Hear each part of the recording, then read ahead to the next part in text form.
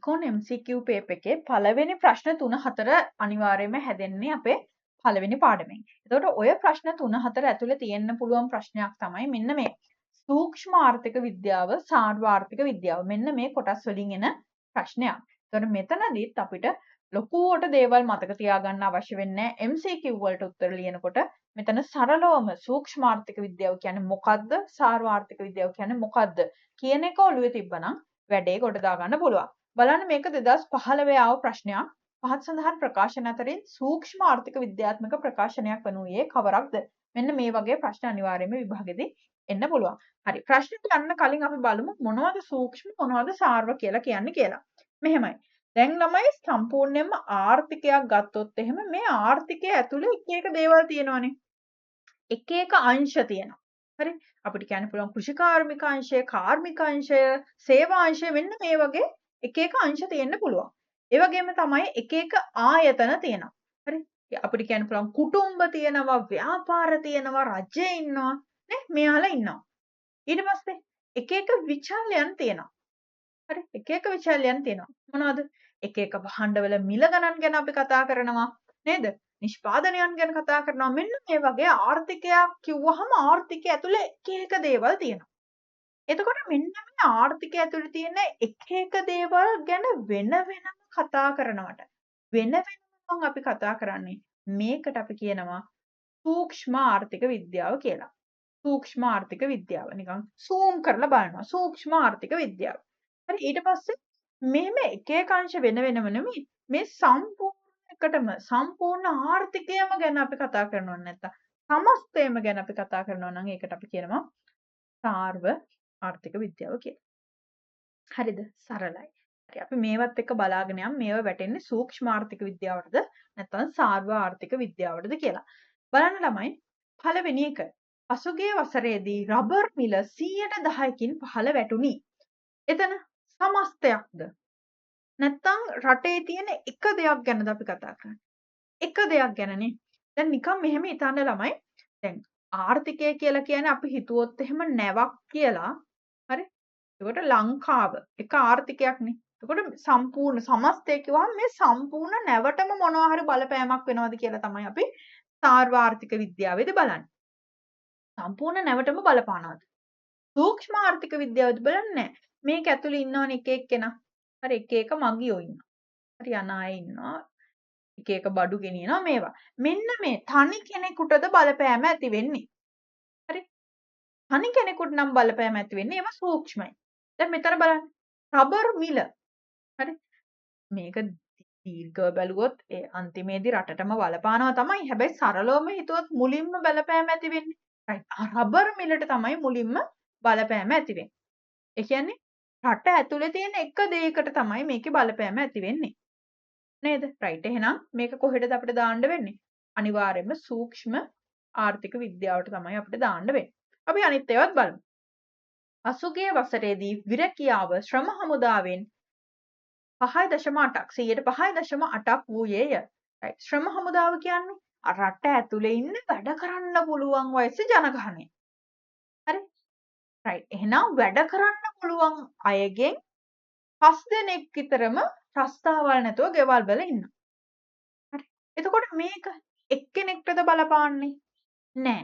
මේක සම්පූර්ණ රටටම බලපානව නේද? හරි. තනි තනියමත් බලපානවා. හැබැයි ලොකුවට අපි එළියට අරන් බැලුවොත් රයිට්. මේක එහෙම නෙවෙයි. මේක රටටම බලපාන ප්‍රශ්නයක්. රටටම බලපාන ප්‍රශ්නයක්. එහෙනම් මේක වැටෙන්නේ සාර්ව ආර්ථිකයට. සාර්ව ආර්ථිකයට. ඊළඟ එක බලන්න.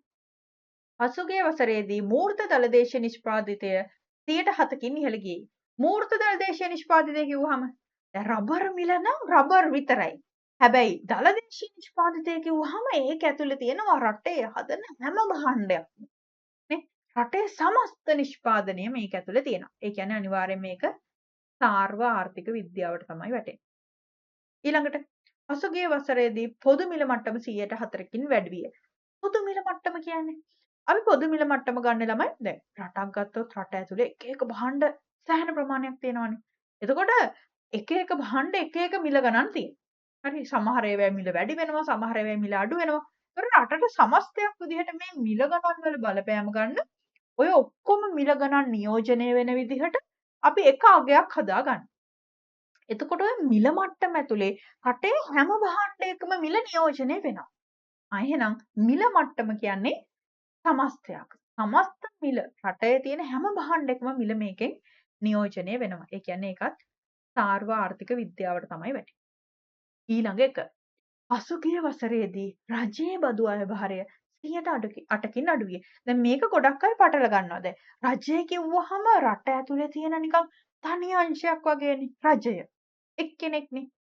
එයාගේ බදු අයභාරය. එතකොට ඒක රජයට අදාළ එකක්. ඒතකොට තනි කෙනෙක්ට බලපානවා වගේ ඔයාලට හිතන්න පුළුවන්.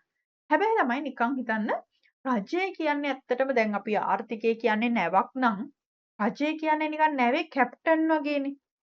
ඒතකොට කැප්ටන්ට බලපෑමක් වුණොත් ඒක මොකද්ද වෙන්නේ? ඒක සම්පූර්ණ නැවටම බලපානවනේ. දැන් හිතන්න යන මගිය නැවෙන් වැටෙනවා. හරි. ඒතකොට පොර මැරේ ඉවරයි. හැබැයි කැප්ටන් නැවෙන් වැටුණොත් එතකොට එයාට විතරක් නෙමෙයි ඒක සමස්ත නැවටම බලපානවනේ. අන්න ඒ වගේ රජය කියන්නේ තනි ඒකකයක් වගේ අපිට පෙනුනට රජයට මොනවා හරි දෙයක් වුණොත් ඒක සම්පූර්ණ රටටම අනිවාර්යයෙන්ම බලපානවා. එහෙනම් රජයේ බදු අයභාරය අපිට ගන්න වෙන්නේ සාර්ව ආර්ථික විද්‍යාවට වැටෙන දෙයක්. මෙතෙන්දී අපි බලන්නේ මේකේ බලපෑම ප්‍රධාන විදිහටම කාටද වැටෙන්නේ කියලා. ඒතර තනි තනි ඒකක ගැන නම් අපි කතා කරන්නේ. තනි තනි කෙනාට වෙන බලපෑම ගැන නම් අපි කතා කරන්නේ. සූක්ෂමයි. සම්පූර්ණ රටටම වෙන බලපෑම ගැන නම් අපි කතා කරන්නේ. ඒක සාරුවයි. ඒතකොට දැන් එක්සෑම් එකේදී අපි හැම වෙලේම බලන්නේ වෙලා විතුරු කරගන්නනේ. මේක ගැන සෑහෙන්න දුරට හිතා ඉන්න අනේ කැප්ටන් ගැනයි නැව ගැනයි ඕව ගැන හිතේ තියෙන අපේ වෙලාවක් නැහැ. ඒ නිසා මම ඔයාලට පොඩි සරල දෙයක් කියලා දෙන්නම්. මේක ලේසියෙන්ම මතක තියාගන්න සහ ලේසියෙන්ම උත්තරේ හොයාගන්න. දැන් ළමයි අපිට ඉක්කොන් වල පාඩම් 12ක් තියෙනවනේ. ඔය පාඩම් 12 පළවෙනි පාඩමේ ඉඳන් 4 වෙනි පාඩමට එනකම්. ඒ කියන්නේ නිෂ්පාදන පිරිවැය කොටසට එනකම් අපි කතා කරන්නේ සූක්ෂම ආර්ථික විද්‍යාවට අදාළ දේවල්. ඊට පස්සේ 5 වෙනි පාඩමේ ඉඳන් 12 වෙනි පාඩමට එනකම් අපි කතා කරන්නේ සමස්ත ආර්ථිකය ගැන. කියන්නේ සාර්ව ආර්ථික විද්‍යාවට අදාළ දේවල්. ඒකට ඔයාලට මොකක් හරි දෙයක් දීලා ඔයාලට එකපාර හිතා ගන්න බැරි නම් මේක මොකටද වැටෙන්නේ කියලා ඔයා බලන්න මේක මොන පාඩමේද කියලා. අපි ඒක චුට්ටක් බලමු. බලන්න රබර් මිල, භාණ්ඩයක මිල. හරි භාණ්ඩයක මිල වැඩිවීම මේවා අපි කතා කරන්නේ දෙවෙනි පාඩමේ. නේ? දෙවෙනි පාඩම. රයිට්. එහෙනම් දෙවෙනි පාඩම කියන්නේ 1ත් 4ත් අතර සූක්ෂමයි. අපි ගත්තා හරි. ඊළඟට බලන්න විරැකියාව මේවා අපිට හම්බෙන්නේ 11 12 පාඩම් වලදී නේ.